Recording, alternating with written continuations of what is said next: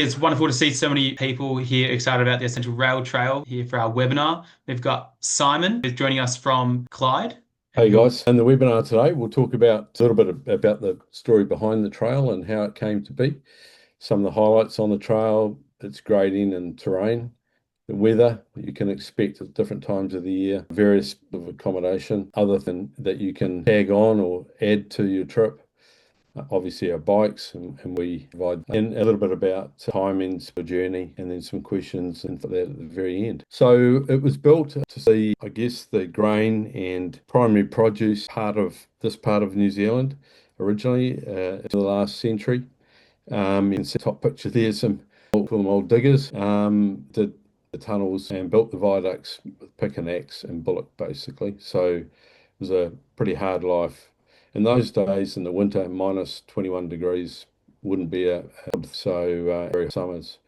So it's certainly not the case these days. Um, they built the trail, used it to transport the produce from this part of the country, but also themselves in later years. We're not great train travellers. And part of that reason is because the gauge of our railway lines in New Zealand, or the width of the railway line, is quite narrow, so we can't have fast trains, and they stop everywhere, and it's not an efficient way to travel. So Clyde has a hydroelectric dam here, and it was in the early 90s. And once that there was no need for the railway line. They didn't need to bring any goods to build that dam, which is quite large, New Zealand's third largest electricity generator. And so they ripped tracks up and they sat there, ripped up for a few years. The land or the rail corridor itself was given to our Department of Conservation to look after. And in fact, it has to be kept in a state that it can be turned back into a railway if the need ever arose. Certainly can't see that happening. So trail journeys were for company to start trips on this trail purely, I in a sense, by accident. So the gentleman Neil Neville who started the business had a shop in Alexandra, and people kept walking in and asking him if and ride the trail out there. And it turned out that there was an opportunity. And then the Department of Conservation, along with other people in New Zealand, got together and the local people, and it was made in New Zealand. So it's 25 years old this year, this trail. So it's well sorted in terms of all those things, a good ride and a comfortable ride. It's 150 k's of trail. There's little places you can dive off to along the way that can add to that, but most people would do the 150 k's when they come here. So we, as a company, we have a number of branches or bases throughout the southern part of the South Island of New Zealand. So obviously Clyde, where I am, is our headquarters and central to all of the trails that exist in the region, really. We've got the Queenstown trails, which people may have heard about, the Roxburgh and Clutha trails, which go down through Lawrence towards Dunedin. And then we also operate Alps Trail, and we're based in Omarama there. So Alps to Ocean is Mount Cook to Oamaru. So the rail trail itself goes from Clyde through Alex, just down here, and then through following State Highway 85 through to Middlemarch. So that's a summary or a picture of all the different trails. It's a fairly confused picture, that one. So I guess the point, the key things of this trail, that it really embraces what we're about. It brings in all those viaducts, the railway, the old, I guess, and some really, really small 30 people. And there's these towns. Clyde has 1,500 people and has a silver service restaurant through to a pub and a couple in between. So it's very well serviced in that sense. So the top picture that you've there is Monte Cristo winery.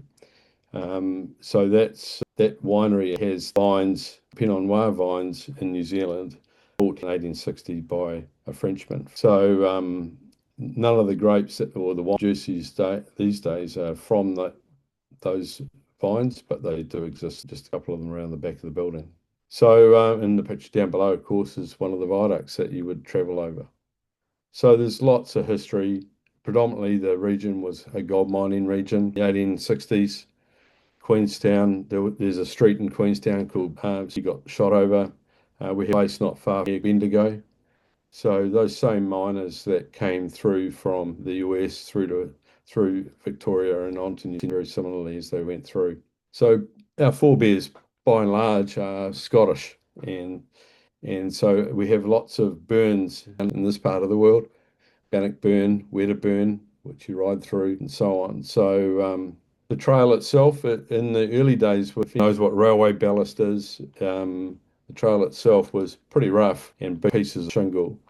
These days, what you're looking at there is pretty much the roughest it would be. It's very compacted shingle. They are working every year. They do 15, 20 kilometres of the trail and resurface it. So it's maintained to a pretty high standard. We have a good relationship with the Department of Conservation and the trust that oversees the maintenance and use of the trail. So because of line, trains could never go straight up a hill or straight down a hill. So it's very gradual and very suitable for people that don't ride and suitable for, families, little kids, that type of 2 degrees, 1 meter every 50 is gradient that you'd find on this trail. And it's very conducive to a good. So we have different, might be a pop, mum and dad and the kids, to 6 or 8 couples having a good time. There's a pub every 15 or 20 k's, some good food to go along with that. Most people these days would choose an e-bike. You can bring your own bike. Days choosing e-bikes, take the edge off. I guess part of our ethos at Trail Journeys is that we're not a hard out cycling company. We're an experience. We provide a great time for our customers. And so the bikes for us are that tool that get you along the way. So that's how we view it. The weather, this time of the year, we've had snow on the ground here in Clyde, but snow in the hills in the past week. So it can hit us, even though we're in spring, it can hit us at this time of the year. And in fact, we've actually had snow in January. But most of the time, you expect winter. We've got clear skies. It's a bit. It's actually probably -5 through to 0 on most of the trail. It's very clear and still. And so it is actually, if you're warm, rugged up, it's a really nice time to ride this trail. Spring, and we're in spring now. Great. So the only downside is probably a little bit of rain, and the wind is probably the thing at the time of the year. Temperatures are somewhere around 0 degrees this up to about 14 degrees during the day. So that's what you could probably expect in the springtime. Can be a little bit changeable the weather. So, of course of the year, we would only have or get just over rain, or 400 mils of rain. So part of New Zealand, probably the driest and coldest and warmest part of New Zealand. So summertime is very warm. The picture you're looking at there is actually quite green. It's not normally that green. So summertime we get of 30 degrees. Hot day, and as you can see in that picture, a lot of shelter. So middle of summer, it tends to move. It seems to be moving towards February these days. So February, late January, February are quite warm days.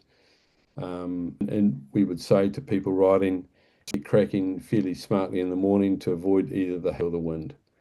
And in autumn, what everyone knows about the southern autumn here, the colours are pretty amazing. So it's probably our busiest time and prettiest time in this area. Or the colours autumn, but accommodation that you want.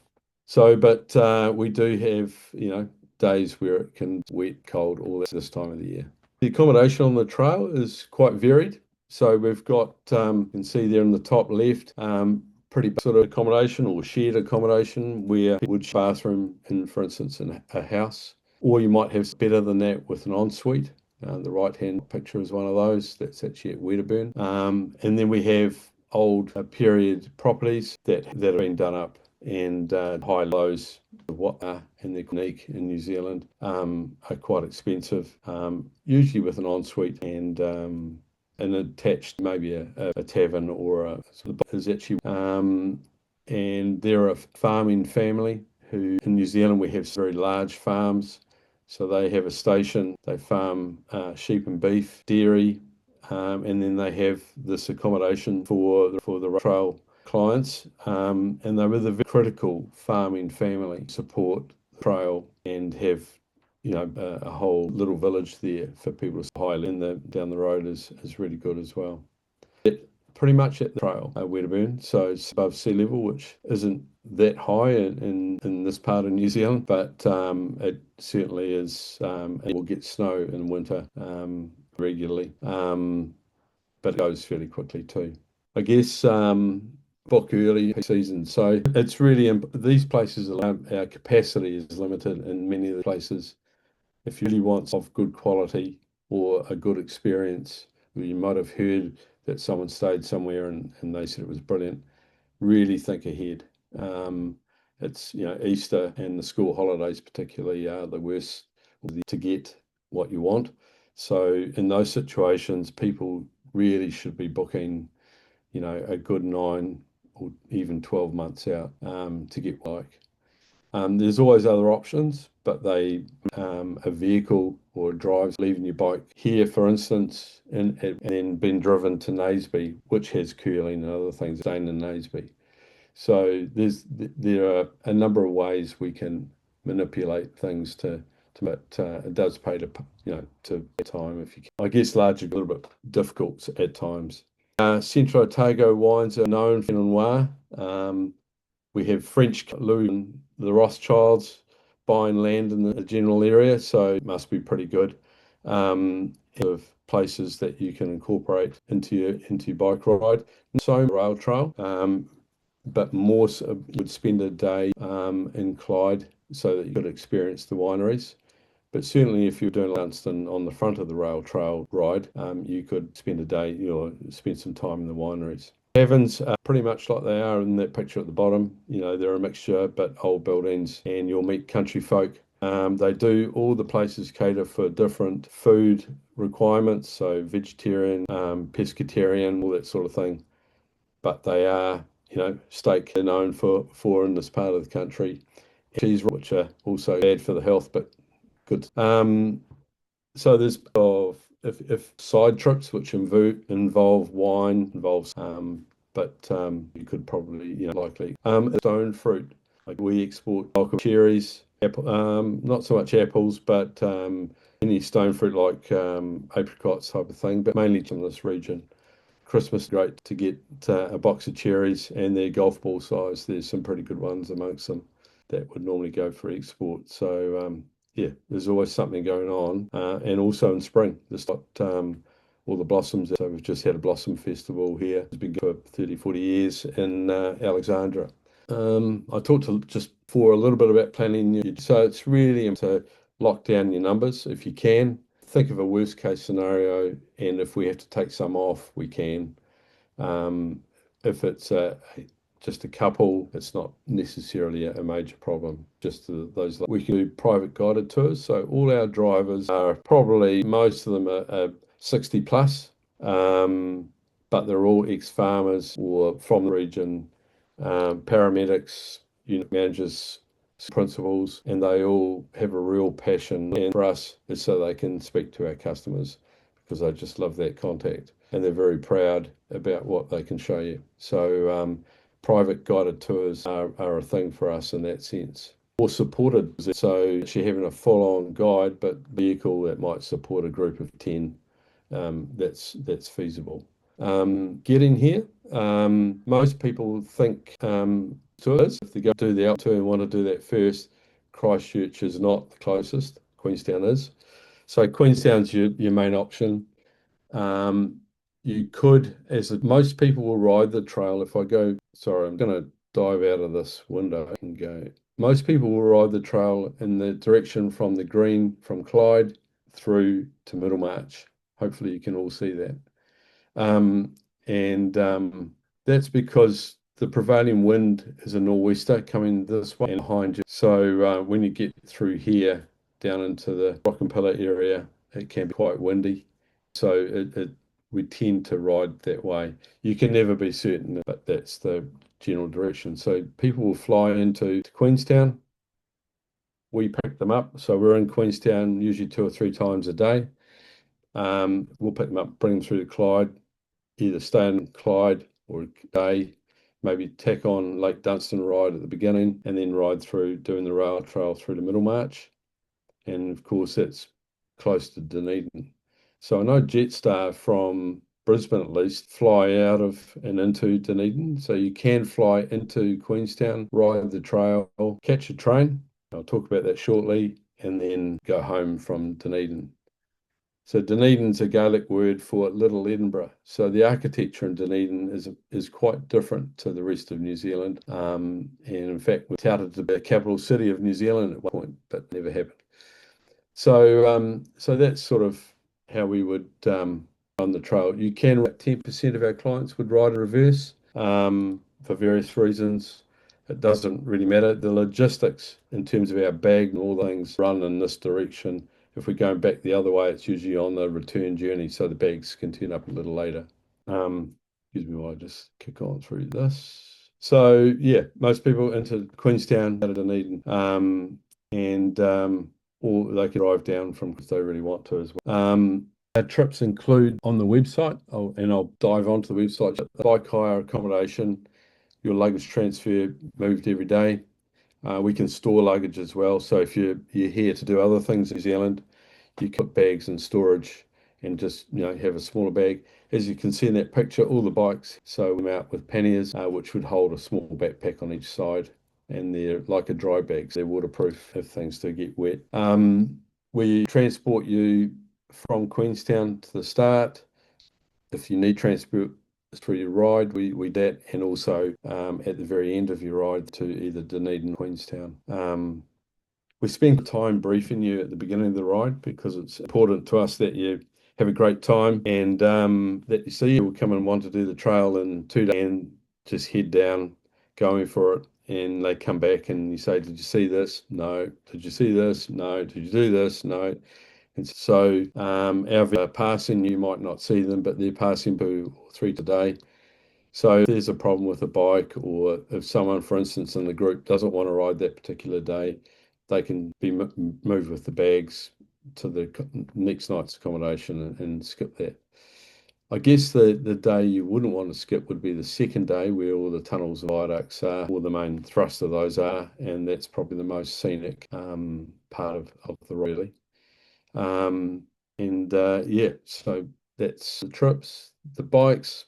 We have partnered with, so Australian or New Zealander will know of Avanti bikes. Cinch are actually the Avanti family. So they've got a this for these bikes. They've sat down with us, talked to us on a bike clients would like in a bike. So we've worked on eventually building a bike that suits both our clients and these standard. So I guess 10% of the bikes, 15% of the bikes going out, not each day, but of the standard or normal bikes. Some people call them analog bikes. They all come with carriers, all hydraulic brakes. And we take you, we get a lot of people haven't ridden years. So we actually spend some time with you before you go off on your trip, just making sure that you've got the handling of the bike and the use of and that just riding the bike probably is correct for 90%, but there's that need some extra hand holding at the beginning. So if I just dive off again so that picture shows you pretty limited range of. This is more our range. Sorry, we have a glitch. This is my range here. We've mountain bikes as well, Scots and Marins. They're 24, 27 speed and 11 speed. Comfort bikes are even a 27 speed. We do have dual suspension, both low step through and standard frame. So this frame. Same with the e-bikes, we have that type of frame. We have kids bikes, 24-inch, 20-inch through to that should be inch. Amazing how little kids you do this trail. 20-inch bike is seen come back. We can cater for little kids, babies, 1-year-olds, 2-year-olds. We have the car seats. They're all catered for as well. Tandems. You'd be amazed at how many times a husband and wife want a tandem and then go for a quick ride and come back and want a bike each. And then so we tried to help families that might someone in the family who's disabled and might be a paraplegic, for instance. So this bike enables the group to ride. Going to talk today mainly about the three itineraries that we've got here. The 3-day itinerary, a 4-day and 5-day. The 4-day itinerary is probably the most popular. We used to do a 5-day on the rail trail, and we still do. It's for those people who want a very small amount each day in terms of distance. For families with little kids, it's probably more suited. So, but this would be the most popular trip. The 5-day, we have added Lake Dunstan on the trail. And so you would come from Queenstown, stay in Clyde. We take you up to ride Dunstan, another night in Clyde, do some wineries, and then carry on through the rail trail through to Middlemarch. And we can do that in reverse as well.